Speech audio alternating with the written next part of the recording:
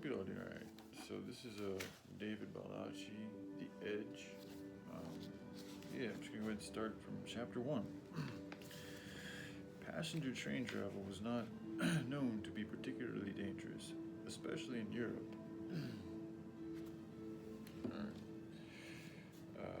Where the machines soared like the wind on rigorously sculpted rails that translated to silky smooth rides. There were many departures a day between Geneva and Milan, operated by several railway companies. One could travel early in the morning or later at night. The trains ran at maximum speed of 200 kilometers per hour, while their passengers napped, worked, binged shows on streaming platforms, or ate and drank in considerable comfort. This particular ride was a bullet-nosed silver Astoro tilt train operated by Trentiglia. None of the 100-plus passengers were contemplating dying today, except for one. As far as Travis Devine was concerned, this ride was fraught with peril of the kind that would not send you to the hospital, but rather half a dozen feet into the cold earth. The source of the danger had nothing to do with the train. It had been ferreted out by his well-honed situational awareness, which had led him to conclude that his life was in imminent jeopardy. The trip from Geneva to Milan contained beautiful scenery: the soaring snow-capped Swiss Alps, the lush, verdant valleys, immaculate, aromatic vineyards, two pristine lakes, and the quaint, picturesque villages of Europe ladled in between the two venerable cities. Devine cared nothing about this as he sat in his first-class seat upholstered in brown leather, staring at seemingly nothing, while accurately taking in everything inside the train car, and there was a lot to observe. Devine checked his watch. On some trains, this trip could take 5 hours and a quarter, but he was on an express ride that would do it in just under 4. He had 90 minutes of that trip left, and maybe the same number of ticks to live. Devine would have preferred a packed train car, but his tight escape from Geneva had not allowed for any latitude on the travel time. And this early in the morning, there was only 3 passengers in the first car. The attendants had already been through checking tickets. Despite this being first class, food was not served at the seat, but there was a dining car between the first and second class sections. The attendants were now off somewhere else as the train had settled into the second half of its journey south. Alpha, Bravo, and Charlie. It was how the former U.S. Army Ranger Devine referred to the 3 other passengers. 2 men, 1 woman. Not passengers, at least not to him. Adversaries, bogies, the enemy. The enemy was sitting together in seats facing each other, forward of Devine's position, near the front of the car. The woman was on the other side of the aisles, 2 up from him. She looked like a student, textbooks stacked high, a bulky rucksack in a storage rack behind her. She was drawing something in a sketchbook, but Devine had been fooled by people posing as students before. The men wore thick overcoats against the climate just outside the slender train windows, overcoats that could hide a lot. Devine had gotten up and gone to the bathroom twice now, but only once to relieve himself. The other was solely for recon.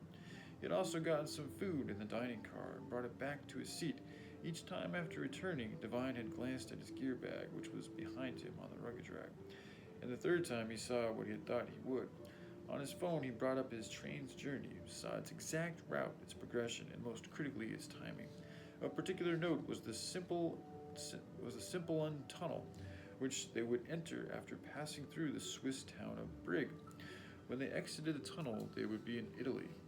The article he was now reading said that the tunnel was 12 miles long. It would take the train 8 minutes to pass through.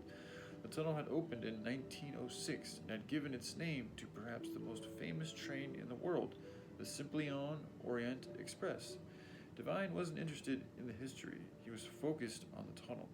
He texted a high-priority message to an interested party and then checked his watch. He caught Alpha and Bravo staring at him at different times, but he had made no reaction. These were known in Devine's world as target glances.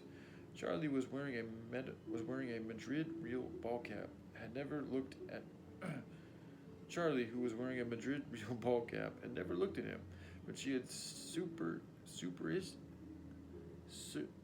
surreptitiously, strange word, eyed the 2 men while getting something from her bag. Normally I would look it up, but I'm just going to keep moving. Her movements were yes, it's a bit of neglect. I'm not perfect. I make mistakes, but this is also me choosing to go above and beyond. So it's not really a neglect in the terms of me neglecting something it's a problem. It's more of a neglect of. Let me just go ahead and look it up. Shit.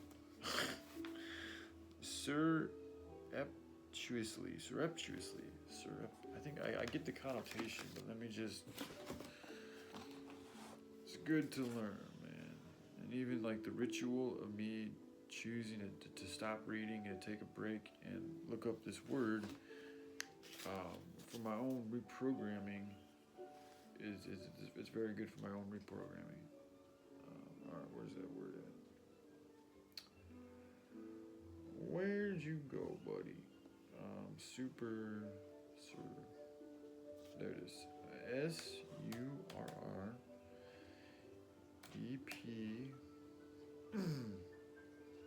SURREPTIOU.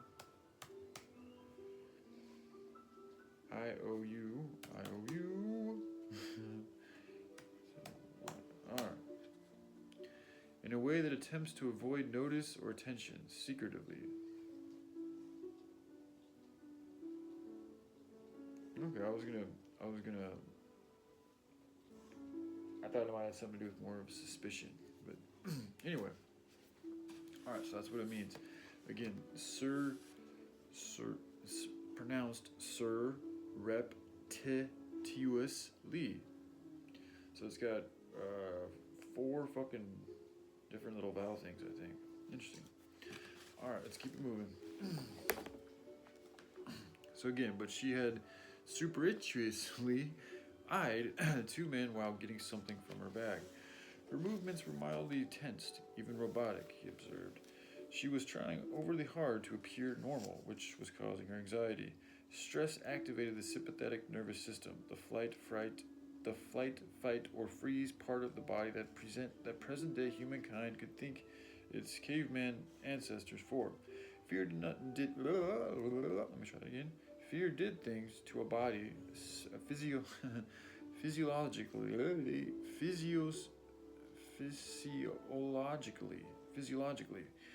The mind, which physically, essentially saying physically.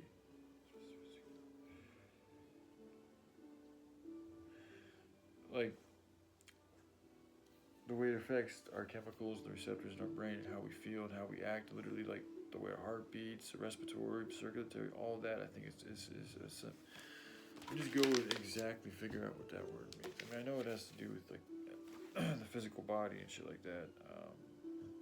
But to be exact, let me just go ahead and look that word up too. You see, and then you get into a trend of this thing and you can't turn it off. But it's a good trend because this is a different part of me that is new for me. So taking the time to stop and learn these things is good.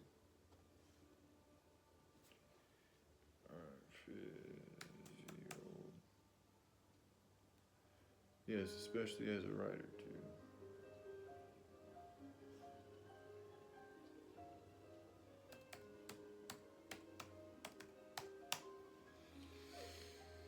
In a way that relates to the functions of living organisms and their parts. So yeah, I was right.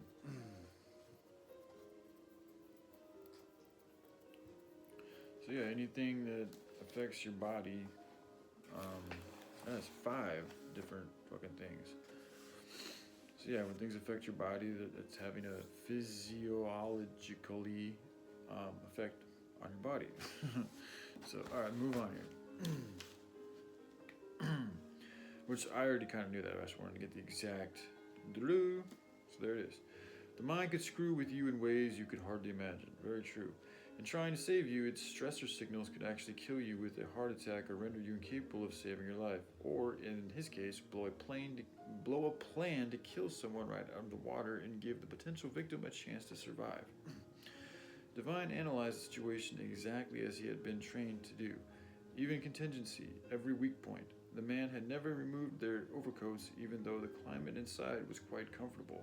In fact, Divine had taken his parka off because he had felt warm. Keeping their hands in their pockets, in particular, was an informed tell of malevolent intent. Keeping their hands in their pockets, in particular, was an informed tell of malevolent intent. Because hands were a necessary accompaniment to a primary weapon, usually a gun, and they had target glance. And I don't know about. I don't know if that's an actual statistic or not, but that is true. Let me know if you have a concealed weapon in your hand. So I'm gonna stop analyzing shit. And they had target glanced Divine not once but twice. Finally, they had never left their seats as far as he could tell. There were no food or drink containers at their tables. That completed the rule of 3 for Divine.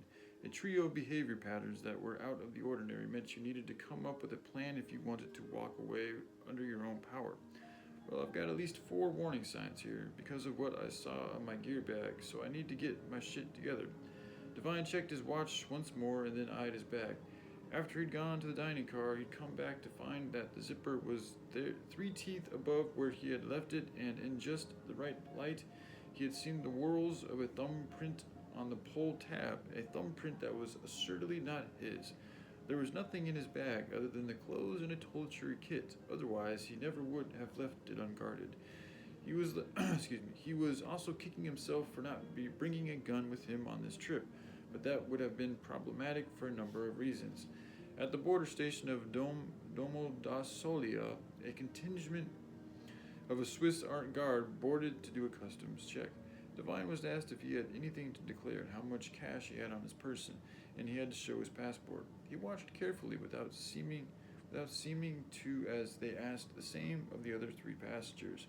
He couldn't see the passports of the 2 men, but the woman's appeared to be a post-Brexit UK blue and gold, which mimicked the original colors that had been in place of British passports since 1921.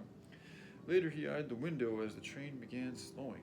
They pulled into the town of Brigg. No one got on in the first class, and no one got off, except for the Swiss Guard contingent. For a moment, Divine thought about exiting the train too, or telling them of his concerns with the other passengers. However, he had his plan now, and he was sticking to it, and he wasn't trusting anyone right now, not even the Swiss Guard. The opponents he was battling had the resources to buy pretty much anyone and anything, and these foes of his had great incentive to wish Divine harm. Working on behalf of the United States, Divine had helped foil a ballsy attempt to buy some powerful, if unscrupulous, interests to promote global unrest for pure profit, with the added kicker of overthrowing several governments hostile to the players behind this scheme. It seemed as long as people lusted for wealth and power, this crap would just keep happening, and one day they might just succeed in taking over the world, thought Divine. The train glided away from the station. 2 attendants came through and then, seeing no new passengers or anything that needed their attention other than Divine handing one of them the trash from his meal, they left through the opposite end of the train car to do whatever attendants did when their official work was done. The train speed was posted on a digital screen attached to the bulkhead at the front of the car. Divine watched it rise to 180 kilometers an hour before it started to drop. He did the mile-to-kilometer calculation in his head to arrive at the length of time the train would be in the simple Lund Tunnel. 12 miles is 19 kilometers. Doing that in 8 minutes would mean a constant speed of... Right. He looked at the screen again. 160 kilometers, 153 and 142 point. He put on his parka and rose just as the train entered the tunnel. Now the only real illumination came from the interior car lights. Divine strode up the aisles to the toilet in the connecting vestibule. As he passed the woman, he glanced down at what she was drawing. As he passed the woman, he glanced down at what she was drawing in charcoal. Period. Okay, that makes sense. And it's nice to have at least partial confirmation. But that real proof is about to come, and it will be unequivocal. Divine started to combat breath. Inhale for count 4. Hold for 4. Exhale for 4, and hold for 4. Repeat. This would stop his sympathetic nervous system from kicking on, wiping out his peripheral vision, blowing to shit his fine motor skills, and turning him into a big, dumb animal just waiting to be killed. He would die one day just like everyone else, but it would never happen like that. He passed by Alpha and Bravo. Neither of them looked at him. The automatic doors slid open with a hydraulic sigh. Devine entered the vestibule. The toilet was off to the right, just out of eye line of the passengers. A few moments later, the toilet door opened, and a few moments later, it closed. The big man rose as though tied together by string and headed after Devine. As they walked through, screwed new suppressor cans on. As they walked, they screwed suppressor cans onto the muzzles of overkill German-made machine pistols pulled from their overcoat pockets. Excuse me. They reached the vestibule, where they could hear water running and someone talking inside the toilet. They took aim and fired right through the flimsy toilet door. The sounds of the suppressed rounds were covered by the enhanced roar of the train going through the tunnel, which was why they had waited until now to do the deed. They shot in tight patterns, high to low and in between, followed by crisscrossed streams. They were fields of fire that left no room for survival in the confined space. With 60 rounds total, death of the target was guaranteed.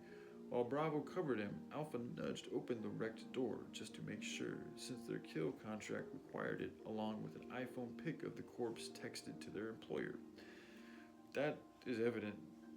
Like, do people really do that shit? Are you really gonna take a picture of somebody you just killed and text it to somebody? Like, if that type of shit's really going on, that's where, like, an AI data system, you could theoretically